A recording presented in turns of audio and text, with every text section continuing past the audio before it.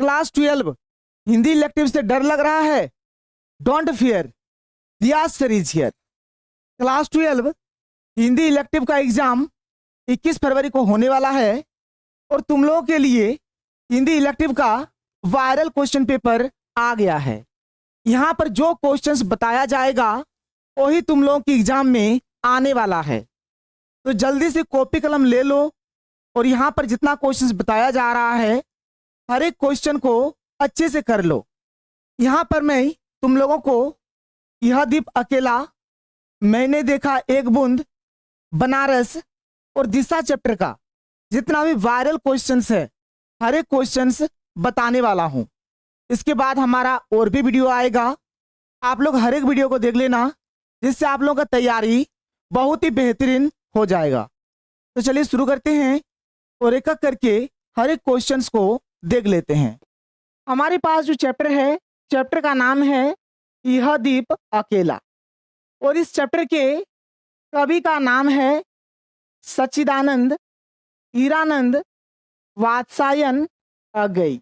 आप यहाँ पर इनका फोटो भी देख सकते हैं। ये जो चैप्टर है, इस चैप्टर का जितना भी इंपॉर्टेंट सब्जेक्टिव क्वेश्चंस है हर एक क्वेश्चंस को यहाँ पर मैं आप लोगों को बताऊंगा जो आपकी एग्जाम में बार बार पूछा जाता है। हर एक क्वेश्चंस को यहाँ पर मैं आपको बहुत ही सिंपल तरीके से और इजी तरीके से बताऊंगा। बस आप लोग एक बार इस वीडियो को देखिए, हर एक क्वेश्चन का आंसर आपके दिल में और दिमाग में बैठ जाएगा जिससे आप जिंदगी में कभी भी नहीं भूलेंगे। तो चलिए शुरू करते हैं। सबसे पहले देखते हैं हमारे पास जो सबसे पहला क्वेश्चन है। सबसे पहला क्वेश्चन क्या है कि अगई जी का पूरा नाम बताइए। अभी मैंने बताया सच्चिदानंद हीरानंद वात्सायन अगई, ये आप लिख दोगे, कोई इशू नहीं है। इसके बाद का जो क्वेश्चन है क्या है, यह दीप अकेला के कवि ने दीप को सने भरा, गर्भ भरा एवं मदमाता क्यों कहा है। ये जो चैप्टर है, इस चैप्टर में दीप को यानी कि दीपक को, यहाँ पर दीप किसको बोला गया है मैं आपको बताऊंगा। तो ये जो दीप है इसको सने भरा, गर्भ भरा और मदमाता बोला गया है। तो क्यों बोला गया है आपको बताना है। तो इसका उत्तर क्या है देख सकते हो। यह दीप अकेला का अर्थ है एक अकेला व्यक्ति। यह दीप अकेला का मतलब क्या हो गया, एक अकेला व्यक्ति, यानी यहाँ पर दीप किसको बोला गया है, व्यक्ति को। दीप किसको बोला गया है, व्यक्ति को। यह दीप अकेला का मतलब क्या हो गया, एक अकेला व्यक्ति। यहाँ कवि ने यह स्पष्ट किया है कि जिस प्रकार एक जलते हुए दीपक में जब तक सने यानी कि तेल भरा होता है उसकी ज्वाला गर्भ से तनी रहती है, उसमें प्रकाश उत्पन्न करने का अहंकार भरा होता है, उसी प्रकार एक व्यक्ति में भी सने, गर्भ और अहंकार का भाव इत्यादि होता है। आप देखना, जैसे एक मानचो दीपक है, दीपक में जब तक तेल रहेगा वो जलता रहेगा, वो चारों तरफ प्रकाश फैलाता रहेगा, उसमें एक अलग टाइप का अहंकार रहेगा कि मैं पूरे जग को प्रकाशित कर सकता हूँ। ठीक उसी प्रकार से एक मनुष्य है, मनुष्य में भी क्या होता है, सने भरा हुआ होता है, गर्व भरा हुआ होता है, अहंकार भरा हुआ होता है, ये सब का भाव रहता है। कवि के कहने का भाव यह है कि मनुष्य स्वयं में ही सर्वगुण संपन्न होता है, केवल इच्छा शक्ति को प्रबल करने की आवश्यकता है। मनुष्य कुछ भी कर सकता है, बस उसे मन में ठानना पड़ेगा कि मुझे ये चीज करना है तो वो चीज कर सकता है। आप एक कहावत भी सुने होंगे, मन के हारे हार मन के जीते जीत। यानी आपने अगर मन में ठान लिया कि आप हारोगे तो पक्का है कि आप हारोगे, चाहे कुछ भी कर लो। अगर मैं मन में ठान लूंगा कि नहीं मेरे से ये वीडियो नहीं बनेगा तो भाई मैं ये वीडियो बना ही नहीं पाऊंगा, टेक लेके थक जाऊंगा, 50 100 150 200 वीडियो नहीं बनेगा। आप यदि मन में ठान लोगे नहीं मैं तो फर्स्ट डिवीजन नहीं आऊंगा, अरे यार पढ़ाई लिखाई नहीं होता है, याद ही नहीं होता है, पढ़ते हैं भूल जाते हैं। भाई मन में ठान लोगे तो कुछ नहीं होगा, लेकिन आप ये मन में ठानोगे क्यों नहीं होगा, कैसे नहीं होगा, करूंगा, होना ही पड़ेगा, तो भाई पक्का होगा।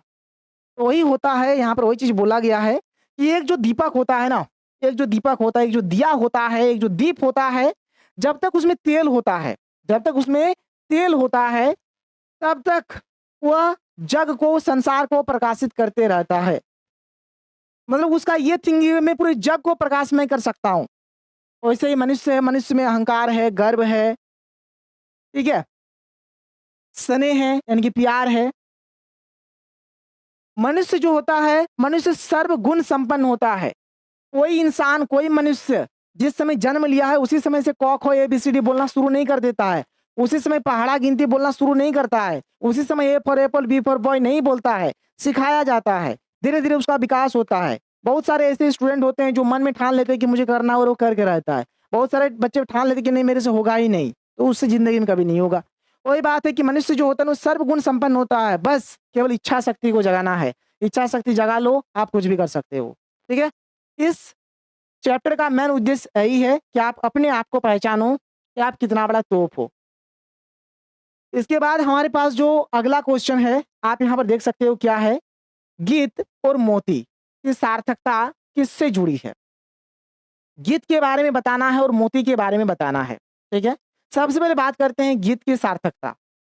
गीत की सार्थकता उसके गायन के साथ जुड़ी है। गीत तभी सार्थक होता है जब लोग उसे गाएं। गीत चाहे कितना भी अच्छा क्यों ना हो, पर जब तक कोई उसे गाएगा नहीं तब तक वह निरर्थक है। भाई गाना, कोई गाना आया मान के चलो यूट्यूब पर, आदमी सुनेगा, अगर अच्छा लगा तो वो गाना ट्रेंडिंग में चला जाता है, सब कोई वही गाना बोलेगा, सैयारा तू तो बदला नहीं, जो भी हो। ठीक है, तो जो भी गाना है, जो गाना अच्छा रहता है वो सबको ही गाता है, सबको ही गाएगा। दिल है कि मानता नहीं, बहुत सारा ऐसा गाना है। ठीक है, तो वही चीज है, गीत की जो सार्थकता है कब है, जो गीत गाया गया, गीत जैसा भी हो, अगर सब कोई गा रहा है, सब कोई गुनगुना रहा है उस गीत को, तो समझो कि वो गीत सार्थक हो गया। लेकिन अगर गीत अच्छा भी है और यदि ट्रेंडिंग पे नहीं गया, अच्छा व्यूज नहीं गया, नहीं चला गीत, कोई गा ही नहीं रहा है, तो गीत बेकार, वो गीत निर्थक हो गया, सार्थक नहीं हुआ। तो ये चीज गीत के बारे में बोला गया है। भाई ये तो आप सिंपल खुद भी जान सकते हो, समझ सकते हो, लिख सकते हो। ठीक है, अगला है हमारा मोती। मोती की सार्थकता उसके गहरे समुद्र से बाहर निकालकर लाने वाले गोताखोर के साथ जुड़ी है। समुद्र की गहराई में चाहे कितने भी कीमती मोती भरे पड़े हों, पर वह गोताखोर द्वारा बाहर निकालकर लाया जाता है, तभी वह मोती सार्थक बनता है, अन्यथा वह निर्थक बना रहता है। अब समुद्र के अंदर में बहुत कीमती कीमती मोती है, आपको एकदम यूनिक यूनिक सा मोती मिलेगा, यदि वो समुद्र के भीतर ही पड़ा हुआ है तो उसका कोई काम नहीं, वो निर्थक है। लेकिन अगर गोताखोर उसको मतलब समुद्र के भीतर जाकर उसको अगर बाहर निकाल देता है, तो वो जो मोती है वो हमारा सार्थक हो गया। तो गीत का सार्थक ये है कि अगर कोई गीत आया है, पहले आदमी सुना, और यदि उस गीत को कोई गा रहा है, गुनगुना रहा है, तो गीत सार्थक हो गया। कितना भी अच्छा गीत रहे, अगर कोई गा नहीं रहा तो गीत निर्थक हो गया। मोती का बात करें तो समुद्र के भीतर में तो बहुत सारा मोती है, जो मोती समुद्र के भीतर से बाहर लाया जाता है, जो बाहर आ गया वो सार्थक हुआ, जो नहीं आया वो निर्थक है। यही दो चीज आपको लिखना है, और इस चैप्टर में ज्यादा कुछ विशेष है ही नहीं। एक तो आपको ये चीज पढ़ना था जो मैंने बता दिया, और एक आपका ये चीज था, इसको आप कर लो, इससे बाहर कुछ भी नहीं जाएगा। आप यहाँ पर देख सकते हैं हमारे पास जो चैप्टर है, चैप्टर का नाम है मैंने देखा एक बूंद, और इस चैप्टर के कवि का नाम है सच्चिदानंद हीरानंद वात्सायन अज्ञेय। आप यहाँ पर इनका फोटो भी देख सकते हैं। इस चैप्टर का जो भी इंपॉर्टेंट सब्जेक्टिव क्वेश्चंस है जो एग्जाम में बार बार पूछा जाता है, हर एक क्वेश्चंस को यहाँ पर हम लोग बहुत ही सिंपल तरीके से और इजी तरीके से देखेंगे। बस आप लोग एक बार इस वीडियो को देख लीजिए, जो भी मैं आप लोगों को बताऊंगा सब कुछ आपके दिल में और दिमाग में बैठ जाएगा, जिससे आप जिंदगी में कभी भी नहीं भूलेंगे। तो चलिए स्टार्ट करते हैं, एक एक करके हर एक क्वेश्चंस को देखते हैं। देखिए हमारे पास जो सबसे पहला क्वेश्चन है क्या है, मैंने देखा एक बूंद। कविता में बूंद के क्षण भर के लिए ढलते सूरज की आग से रंग जाने का क्या अर्थ है। या फिर ये जो क्वेश्चन है ऐसे भी पूछा जा सकता है, रंग गई क्षण भर ढलते सूरज की आग से। पंक्ति के आधार पर बूंद के क्षण भर रंगने की सार्थकता बताइए। ये जो क्वेश्चन है, ये क्वेश्चन क्या कह रहा है, सबसे पहले आप लोग क्वेश्चन को समझिए, फिर मैं आपको आंसर समझाऊंगा। इस क्वेश्चन में बताया जा रहा है कि आपका समुद्र है मान लो, ठीक है, समुद्र से कोई एक बूंद ऊपर उठा, मतलब पानी का कोई एक बूंद जो है ये ऊपर गया, उछल के पानी का कोई एक बूंद उछल के ऊपर चला गया। और सूर्य का जो प्रकाश है, यानी सूरज का जो रोशनी है, सूरज का जो प्रकाश है, सूरज की जो रोशनी है, इससे कोई एक किरण इस पानी से टकराया और ये पानी क्षण भर में जगमगा गया। ठीक है, ढलते सूरज की आग से रंग जाने, माने ये जो पानी है, आप देखना कोई पानी रहेगा ना, उस पे सूरज का प्रकाश या सूरज की जो किरण है जब उस पे टच करेगा तो ऑटोमेटिक आप देखना ये कलरफुल हो जाएगा, मतलब इसमें कुछ रंग आ जाएगा, कलरफुल टाइप का हो जाता है। तो ये जो बूंद है जो यहाँ पर कलरफुल हो गया, इसका क्या अर्थ है, इसके बारे में आप लोगों को बताना है। तो वही यहाँ पर आंसर में लिखा गया है, सागर के झाग से सहसा छिटक कर अलग हुई बूंद को कभी अज्ञेय ने सूरज की ढलती किरणों से रंजित होते देखा। यानी यहाँ पर ये जो कवि है ये क्या देखते हैं, जो सागर है, जो समुद्र है, उसमें जो ढेर उठता है उससे एक बूंद छिटक कर ऊपर जाता है और जो छिटक कर ऊपर गया उसमें क्या हुआ, ढलते सूरज का जो किरण है उसमें पड़ता है और वह कलरफुल हो जाता है। इस घटना से कवि को बूंद के अस्तित्व का महत्व ज्ञात हुआ। ये जो घटना, ये जो इंसिडेंट हुआ, इससे क्या होता है, कवि को उस बूंद के अस्तित्व के बारे में पता चलता है। कवि सोचता है कि जिस तरह समुद्र की एक क्षणिक बूंद महत्वपूर्ण है, उसी प्रकार जीवन में प्रत्येक क्षण का अमूल्य महत्व होता है। कवि का कहना है कि देखो पूरा जल किस प्रकार से स्थिर है, लेकिन वो जो एक बूंद था जिसमें सूर्य का प्रकाश पड़ा, सूरज का जो किरण है वो पड़ा और वह बूंद कलरफुल हो गया, मतलब समझो कि उसका जीवन सफल हो गया, उस बूंद का जीवन सफल हो गया। एक छोटा सा मोमेंट, एक छोटा सा क्षण, क्षण भर के लिए वो जो बूंद है वो कलरफुल हो गया। तो हमारा लाइफ भी बिल्कुल वैसे ही है। हमारे लाइफ का हर एक टाइम, हर एक क्षण बहुत ही ज़्यादा अमूल्य है, बहुत ही कॉस्टली है, इसलिए इसको बकेती करके इधर उधर करके बर्बाद मत करो। अभी एग्जाम का भी समय आने वाला है, आप बढ़िया से पढ़ाई करो। वही चीज बोला गया है कि उसी प्रकार जीवन में प्रत्येक क्षण का अमूल्य महत्व होता है। हमारे लाइफ का, हमारे जीवन का जो प्रत्येक क्षण है, हर एक टाइम जो है बहुत ही अमूल्य है, इसका बहुत ही ज्यादा महत्व है। और इसमें लिखा गया है, आप लोग इस आंसर को लिख दोगे, आपका काम बन जाएगा। आगे चलेंगे, अगला क्वेश्चन देखेंगे। अगला क्वेश्चन देख सकते हो कि सागर और बूंद से कवि का क्या आशय है। इस चैप्टर में कवि ने सागर किसको बोला है, बूंद किसको बोला है। तो एक चीज याद रखो, इस चैप्टर में सागर किसको बोला गया है, समाज को, और बूंद किसको बोला गया है, बूंद बोला गया है मनुष्य को।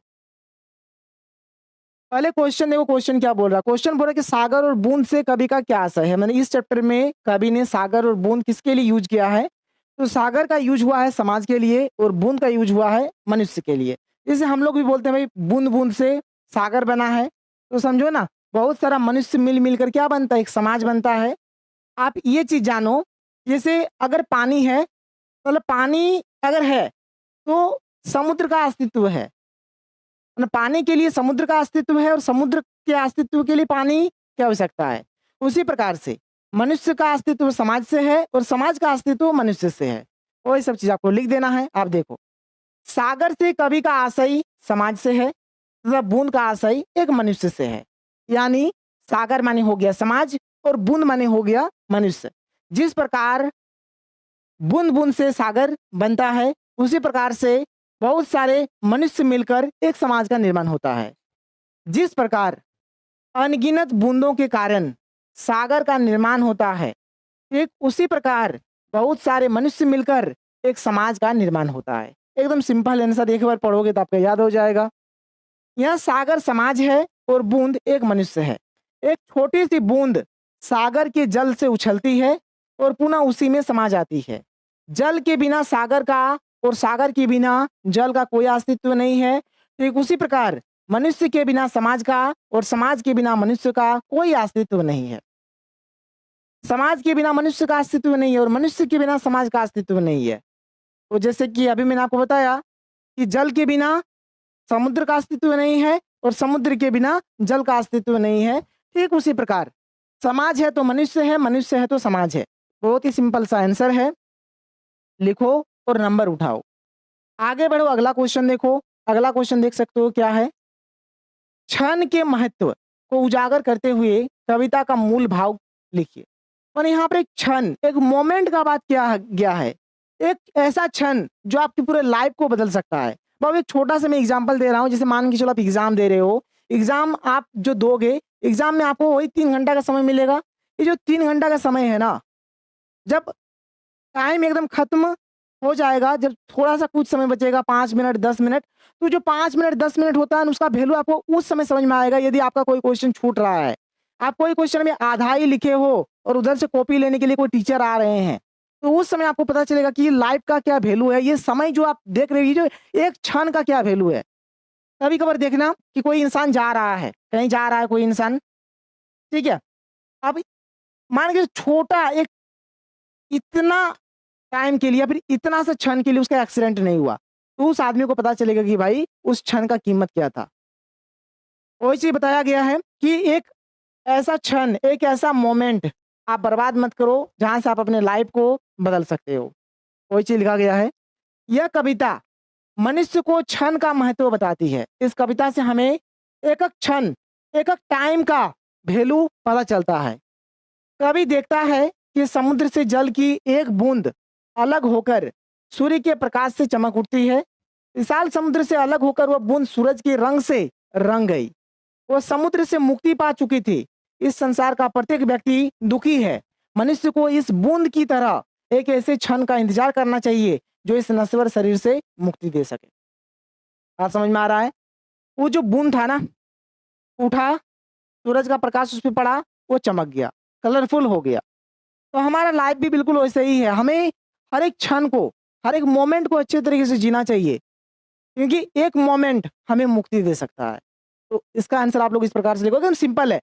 देखो ये जो क्वेश्चन है, इसमें भी वही चीज बोला गया है कि समुद्र से एक बूंद उठता है, सूरज का प्रकाश पड़ता है, कलरफुल हो जाता है। ठीक है, इसमें भी लगभग वो चीज था, लेकिन इसमें उतना नहीं था। लेकिन ये जो पहला वाला जो मैंने आपको बताया, इसमें तो पूरा पूरी वही चीज है, पूरा पूरी वही चीज है। तो बस ऐसे ही आप लिखोगे, मन ये आपको रटना नहीं है। आप यही बोलोगे कि सागर से एक बूंद उठता है, सूरज का प्रकाश उसमें पड़ता है, वो कलरफुल हो जाता है। कभी इसी क्षण के बारे में बताता है, यानी इस कविता में हमें क्षण के बारे में बताया गया है। मनुष्य का जो लाइफ है, जो जीवन है, प्रत्येक क्षण, प्रत्येक मोमेंट कीमती है और हर एक क्षण का एक अमूल्य महत्व होता है। तो ये हो गया हमारे पास जो चैप्टर है, चैप्टर का नाम है बनारस। और इस चैप्टर के कवि का जो नाम है, कवि का नाम है केदारनाथ सिंह, जो आप यहाँ पर इस फोटो में देख सकते हैं। इस चैप्टर का जितना भी इंपॉर्टेंट सब्जेक्टिव क्वेश्चंस है, हर एक क्वेश्चंस को हम लोग बहुत ही सिंपल तरीके से और इजी तरीके से करेंगे, जो एक ही बार में आपके दिल में और दिमाग में बैठ जाएगा, जिसे आप जिंदगी में कभी भी नहीं भूलेंगे। तो चलिए शुरू करते हैं। देखते हैं हमारा सबसे पहला क्वेश्चन। तो आप देख सकते हैं ये हमारा सबसे पहला क्वेश्चन है। क्या है? बनारस की पूर्णता और रिक्तता को कवि ने किस प्रकार दिखाया है? इस क्वेश्चन में ये बोला जा रहा है कि कवि ने किस प्रकार से बताया है कि बनारस हमारा कंप्लीट हो जा रहा है, और किस प्रकार से बताया है कि बनारस हमारा खाली हो जा रहा है। यानी बनारस की पूर्णता और रिक्तता के बारे में आपको बताना है। पूर्णता का मतलब होता है कंप्लीट हो जाना, और रिक्तता का मतलब होता है खाली हो जाना। तो यहाँ पर बस आप दो चीज याद रखेंगे। बनारस में जब बसंत आता है तो लोगों के मन में खुशी और उल्लास होता है। लोगों का मन खुशी और उल्लास से भर जाता है। इसी को बनारस की पूर्णता बोला गया है। और बनारस की रिक्तता का अगर बात किया जाए, तो अगर आप कभी बनारस गए हो तो आप वहां देखना, लगभग हर एक समय चारों तरफ लाश ही लाश जलते रहता है। तो ये जो लाश जल रहा है, इसी को बनारस की रिक्तता के रूप में दर्शाया गया है, जो आप यहाँ पे देख सकते हैं। आप यहाँ पे इसका उत्तर देख लीजिए। कवि बनारस की पूर्णता को बसंत आने पर लोगों के मन में आए उल्लास के रूप में दिखाया है। यानी जब बसंत आता है तो लोगों का जो मन होता है खुशी और उल्लास से भर जाता है। इसी को बनारस की पूर्णता बोला गया है। वसंत आने पर बनारस उल्लास से भर जाता है। और बनारस की जो रिक्तता है, बनारस की रिक्तता को वह मृत शरीरों के माध्यम से दर्शाया है। कवि के अनुसार गंगा घाट में प्रतिदिन न जाने कितने दाह संस्कार होते हैं जो मृत्यु रूपी परम सत्य का एहसास दिलाती है। तो बनारस की पूर्णता मतलब वसंत का आगमन।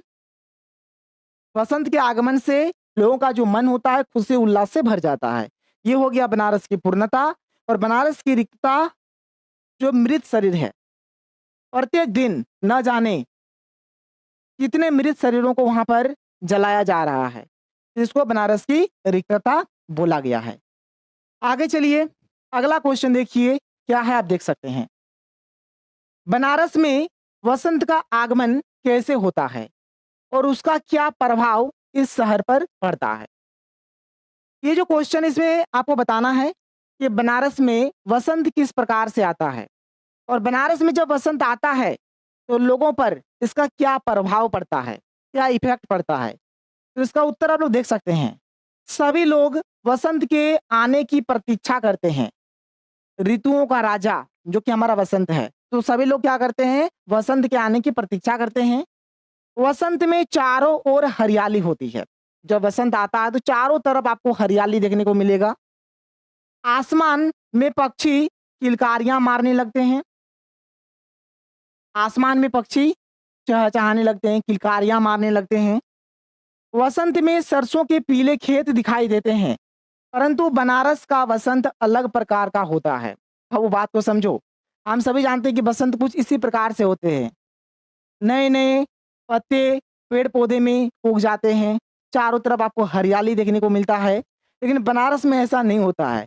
बनारस का जो वसंत है ना, बनारस में जो वसंत आता है थोड़े डिफरेंट टाइप से आते हैं। देखिए, कवि के अनुसार बनारस में वसंत अपने साथ आंधी धूल लेकर आता है।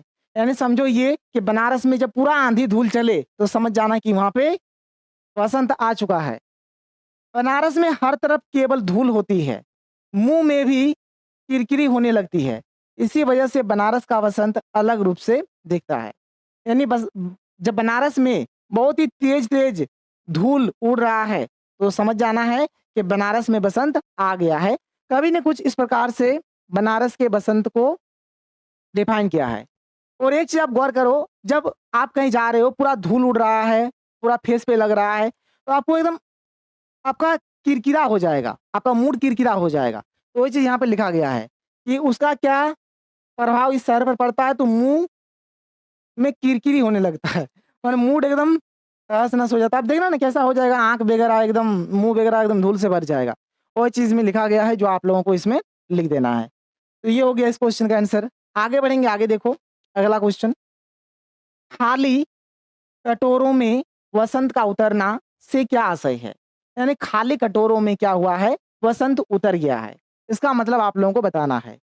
खाली कटोरों में वसंत का उतरना का आशय है कि भिखारी को भीख मिलने लगी है। यानी भिखारियों का जो भीख मांगने वाला जो बर्तन वो खाली था, अब उसमें भीख मिल रहा है। इसीलिए इसको बोला गया कि खाली कटोरों में वसंत का उतरना। इससे पहले उन्हें भीख नसीब नहीं हो रही थी। इससे पहले भिखारियों को भीख नहीं मिल रहा था, अब भीख मिल रहा है, इसीलिए इस बात को बोला गया है। गंगा के घाटों में भिखारी भिक्षा की उम्मीद पर आंखें बिछाए बैठे हुए थे, लेकिन उनके भिक्षा पात्र खाली ही थे। अचानक घाट पर भीड़ बढ़ने लगी है और लोग उन्हें भीख और लोग उन्हें लोगों से, ठीक है, इसको आप ऐसे लिखोगे, लोगों से उन्हें भीख मिलने लगी और लोगों से उन्हें भीख मिलने लगी। भिक्षा मिलने से उनके खाने पीने संबंधी चिंताएं कुछ समय के लिए समाप्त हो गई है और उनके मुख पर प्रसन्नता दिखाई देने लगी है। अतः कभी इस स्थिति को खाली कटोरों में वसंत का उतरना कहता है। बहुत सिंपल सा कहानी है, आप इसको पढ़ो भी मत। आप इसको नहीं पढ़ोगे मत पढ़ो, मैं ही इसको ठग देता हूँ, आप पढ़ो मत इसको। आप क्या पढ़ोगे, क्वेश्चन क्या बोल रहा है कि खाली कटोरों में वसंत का उतरना। खाली कटोरों में वसंत का उतरने का मतलब ये होता है कि भिखारियों को भीख मिलना शुरू हो गया है। भिखारियों का जो कटोरा था, जो भिक्षा पात्र था, पहले वो खाली था। अब अचानक से बनारस में बहुत सारे लोग आ गए हैं और भिखारियों को भीख दे रहे हैं। इसी को क्या बोलेंगे? खाली कटोरों में वसंत का उतरना। एकदम सिंपल सा आंसर है। आगे बढ़ेंगे, आगे चलेंगे, अगला क्वेश्चन देखेंगे। अगला क्वेश्चन आप यहाँ पर देख सकते हो। क्या है क्वेश्चन? बनारस में धीरे-धीरे क्या-क्या होता है? धीरे-धीरे से कवि इस शहर के बारे में क्या कहना चाहता है? सबसे पहले तो आपको ये बताना है कि बनारस में धीरे-धीरे क्या होता है? और ये जो धीरे-धीरे शब्द यहाँ पर प्रयोग किया गया है, इसके बारे में कवि यानी इस शहर के बारे में कवि धीरे-धीरे शब्द लगाकर क्या कहना चाह रहे हैं, वही आप लोगों को बताना है। तो इसका उत्तर आप लोग देख सकते हो। कवि के अनुसार बनारस शहर में धूल धीरे-धीरे उड़ती है। यहाँ लोग धीरे-धीरे चलते हैं। धीरे-धीरे ही यहाँ मंदिरों में घंटे बजते हैं। तथा शाम भी यहाँ धीरे-धीरे होती है। यानी मैक्सिमम चीज़ जो है ना बनारस में धीरे-धीरे होती है। धीरे-धीरे धूल उड़ती है, धीरे-धीरे यहाँ के लोग चलते हैं, धीरे-धीरे यहाँ के मंदिरों का जो घंटी है वो बजता है। शाम भी यहाँ पर बहुत ही धीरे-धीरे होता है। कवि के अनुसार यहाँ सभी कार्य धीरे-धीरे होना इस शहर की विशेषता है। कवि ने जैसे बताया कि यहाँ पे लगभग सभी काम धीरे-धीरे ही होता है। तो धीरे-धीरे ये जो काम हो रहा है, इस शहर का एक विशेषता है। धीरे-धीरे शब्दों द्वारा कवि बनारस में हो रहे बदलावों को दर्शाता है। कवि के अनुसार सारी दुनिया में तेजी से बदलाव हो रहे हैं। इस बदलाव से हमारी सभ्यता और संस्कृति को बहुत ही नुकसान पहुंचता है, परंतु बनारस में बदलाव बहुत ही धीरे-धीरे हो रही है। इस प्रकार आज भी बनारस की संस्कृति, विरासत तथा धार्मिक मान्यताएं वैसे की वैसे ही बनी हुई है। यहाँ पर ये जो धीरे-धीरे शब्द का यूज किया गया है कि बनारस में जो बदलाव है बहुत ही धीरे-धीरे हो रहा है। जो तेजी से जो बदलाव हो रहा है, आप एक वर्ड हमेशा सुनते हो, तुम मॉडर्न नहीं हो, तुम मॉडर्न नहीं हो। ये मॉडर्न क्या चीज़ होता है भाई? अगर आप अपने संस्कृति को ही नहीं समझोगे, आप अपने सभ्यता को ही नहीं समझोगे, आप अपने परंपराओं को ही नहीं समझोगे, आप पूरा शॉर्ट्स पहन के जाओगे, आप अपने माता-पिता को नहीं मानोगे, या फिर जो भी हमारी संस्कृति है, जो भी हमारी सभ्यता है, अगर हम लोग इसको नहीं मानते हैं, तो ये किस प्रकार का विकास है? वही चीज़ इसमें बोला गया है कि जो बनारस है ना, बनारस में अभी भी सब कुछ बचा हुआ है। हमारा सभ्यता बचा हुआ है, हमारा संस्कृति बचा हुआ है। क्यों बचा हुआ है? कि बनारस में जो भी चीज़ हो रहा है, वह धीरे-धीरे हो रहा है। जो बदलाव हो रहा है, वह धीरे-धीरे हो रहा है, इसीलिए सब कुछ बचा हुआ है। इसीलिए कवि का कहना है कि बनारस में हर एक चीज़ धीरे-धीरे हो रहा है। बहुत सारे ऐसे राज्य हैं, जहाँ पर लगभग समझो कि हमारी संस्कृति, हमारी सभ्यता खत्म हो रही है। लेकिन बनारस अभी भी ऐसा है, जहाँ पर बदलाव बहुत ही धीरे-धीरे हो रहा है, जिससे हमारी सभ्यता और संस्कृति को नुकसान बहुत ही कम मात्रा में पहुँच रहा है। तो बस इसका आंसर आप लोग कुछ इस प्रकार से लिख दोगे, उसको आप लोग पढ़ लेना और आपका क्लियर हो जाएगा। आगे चलो। अगला क्वेश्चन, धीरे-धीरे होने की सामूहिक लय में क्या-क्या बंधा है? इसमें भी आप वो वही चीज़ बोला गया है कि बनारस में जो भी चीज़ होता है, वह क्या होता है? धीरे-धीरे होता है। तो देखो इसका उत्तर क्या है? धीरे-धीरे की इस सामूहिक लय में पूरा बनारस बंधा हुआ है। यानी इसका मतलब ये हुआ कि बनारस में जो भी काम होता है, सब कुछ धीरे-धीरे होता है। इसका मतलब ये हुआ कि बनारस में जो बदलाव हो रहा है ना, जो बदलाव हो रहा है, बदलाव भी बहुत ही धीरे-धीरे हो रहा है। यानी आपको लगेगा ही नहीं कि बनारस में कुछ बदला है। कुछ भी उस तरह का नहीं बदला है। जैसे देखो, कवि के अनुसार बनारस में सभी कार्य एवं सामूहिक लय में सभी कार्य एक सामूहिक लय में धीरे-धीरे होते हैं। कोई जल्दबाजी नहीं, कोई जल्दबाजी नहीं। जो भी काम हो रहा है, पहले जिस प्रकार का हो रहा था, अभी भी बिल्कुल वैसे ही धीरे-धीरे हो रहा है। इससे सारा शहर मजबूती से बंधा हुआ है। कोई परिवर्तन, कोई बदलाव ही नहीं हुआ है उस तरह का। इसलिए सारा शहर मजबूती से बंधा हुआ है। बनारस की संस्कृति, सभ्यता अभी भी बची हुई है। इस कारण यहाँ जो कुछ भी विद्यमान था, वह आज भी उसी रूप में विद्यमान है। गंगा के किनारे नाव अपने निश्चित स्थान पर बंधी रहती है। गंगा के किनारे में जो नाव पहले जिस प्रकार से रहता था बंधा हुआ, अभी भी बिल्कुल वैसे ही बंधा हुआ है। तुलसीदास की खड़ाऊं भी वर्षों से एक निश्चित स्थान पर ही रखी हुई है। तुलसीदास का जो खड़ाऊ है जहाँ था अभी भी वहीं पर है। लोग माँ गंगा को आज भी वैसे ही पूजा अर्चना करते हैं जैसे पहले होता था। गंगा आरती या फिर माँ गंगा का पूजा अर्चना पहले जिस प्रकार से होता था अभी भी बिल्कुल वैसा ही हो रहा है। यानी यहाँ पर कुछ भी बदलाव नहीं हुआ है, और जो भी बदलाव हुआ है वह कैसा हुआ है, एकदम धीरे धीरे हुआ है। मतलब पता ही नहीं चलेगा कि यहाँ पर कुछ बदलाव हुआ है। पहले जैसा था अभी भी वैसा है, पहले जैसा होता था अभी भी वैसा ही हो रहा है। तो इस क्वेश्चन का आंसर कुछ आप लोग इस प्रकार से लिखोगे। आगे बढ़ेंगे, अगला क्वेश्चन देखेंगे। अगला क्वेश्चन देखो क्या है, सही सांझ में घुसने पर बनारस की किन किन विशेषताओं का पता चलता है। तो सही सांझ माने होता है कि सांझ के समय, यानी कि शाम के समय, सांझ बेला बोलते हैं ना, सांझ, ठीक है। बहुत सारे मतलब भाषा में सांझ यूज किया जाता है, तो शाम के समय का बात हो रहा है। शाम के समय में अगर आप बनारस जाओगे तो आपको क्या क्या वहां पे देखने को मिलेगा, वही सब चीज आपको लिख देना है। अगर आप कभी बनारस गए हो तो आप अपने से लिख सकते हो। तो देखो सबसे पहला, शाम के समय मंदिरों में आरती होता है, और वह मंदिरों में आरती होता है तो आरती का एक अलग वातावरण, एक अलग इन्वायरमेंट बनता है जिससे आपका मन शांत हो जाएगा। चारों तरफ अगरबत्ती का सेंट, आपको सुगंधित वातावरण मिलेगा, ठीक है।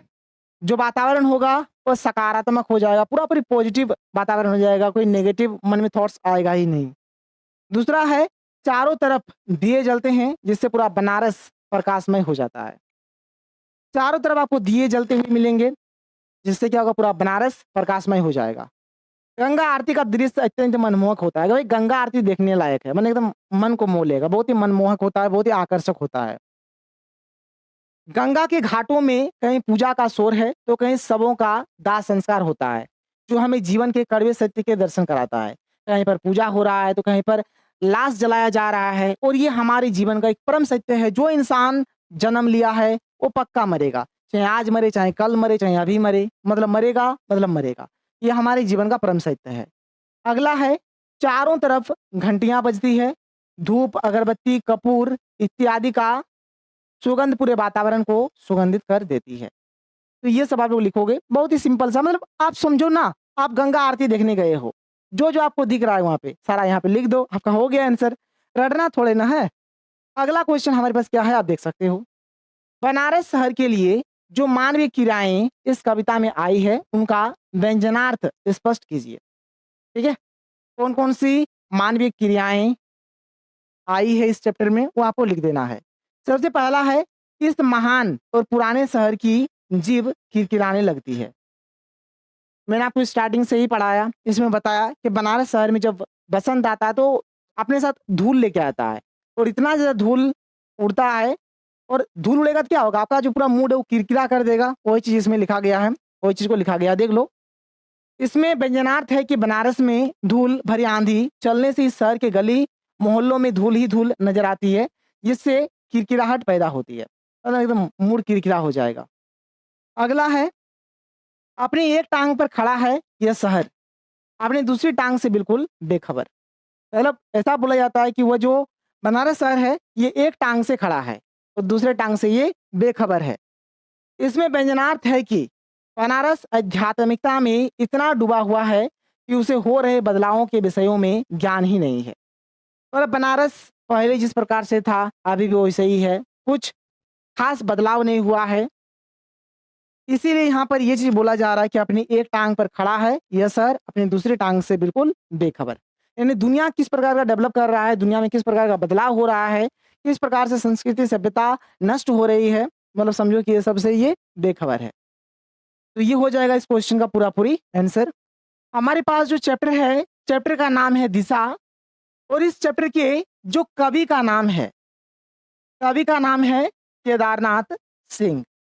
इस चैप्टर का जो भी इंपॉर्टेंट सब्जेक्टिव क्वेश्चंस है, हर एक क्वेश्चंस को यहाँ पर हम लोग एक एक करके बहुत ही बेहतरीन तरीके से और सिंपल तरीके से समझेंगे।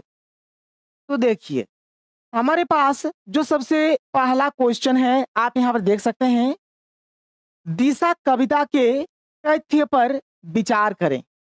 या फिर ये जो क्वेश्चन है ऐसे भी पूछा जा सकता है, दिशा शीर्षक कविता का मूल तथ्य क्या है। ये जो चैप्टर है ये जो कविता है इसका नाम है दिशा। तो इसके बारे में आप लोगों को बताना है। इस चैप्टर का जो शीर्षक है दिशा क्यों रखा गया है, इसका मेन मतलब क्या है। तो आप यहाँ पर देख सकते हैं इसका आंसर क्या है। इसका उत्तर देखिए, यह कविता बाल मनोविज्ञान पर आधारित है। ये जो कविता है ना, ये बाल मनोविज्ञान पर आधारित है। बाल मनोविज्ञान, बाल माने होता है छोटा बच्चा, और मनोविज्ञान यानी जो हमारी साइकोलॉजी का बात हो रहा है, मनोविज्ञान का बात हो रहा है। तो ये जो कविता है ये बाल मनोविज्ञान पर आधारित है। सबका यथार्थ अलग अलग होता है, यानी हर एक इंसान का सोचने का, बात करने का जो तरीका होता है ना, ये अलग अलग होता है। बच्चे अपने ढंग से यथार्थ को सोचते हैं। कभी पूछते हैं हिमालय किधर है, बच्चे कहते हैं पतंग जिस ओर उड़ रही है उस ओर हिमालय है। मनुष्य को डायरेक्शन से लेना देना नहीं है कि इस साइड में है, इस साइड में है, इधर है या फिर इधर है, पूरब में, पश्चिम में, उत्तर में, दक्षिण में।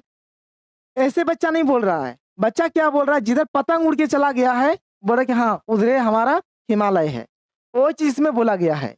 कविता यह प्रेरणा देती है कि बच्चों से भी कुछ सीखा जा सकता है। यानी ये लोग अपने मन के मालिक होते हैं, सबका अपना अपना यथार्थ होता है, सबका अपना अपना सोच होता है।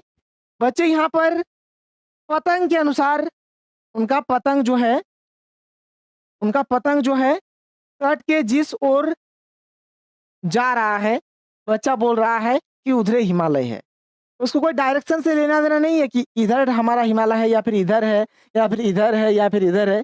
ये नहीं बच्चा बोल रहा, बल्कि बच्चा ये बोल रहा है जिधर पतंग चला गया है उधर हमारा हिमालय है, ऐसा बोल रहा है। आगे देखिए अगला क्वेश्चन। अगला क्वेश्चन क्या है, बच्चे का उधर उधर कहना हिमालय और पतंग के लिए क्या संकेत है। या फिर बच्चे का उधर उधर कहना क्या प्रकट करता है। बच्चा जो है ना वो बोलता है उधर उधर उधर उधर, तो क्यों ऐसा बोलता है। तो देखो इस चीज को, पतंग उड़ाते हुए एक बच्चे से कभी पूछता है कि हिमालय किधर है।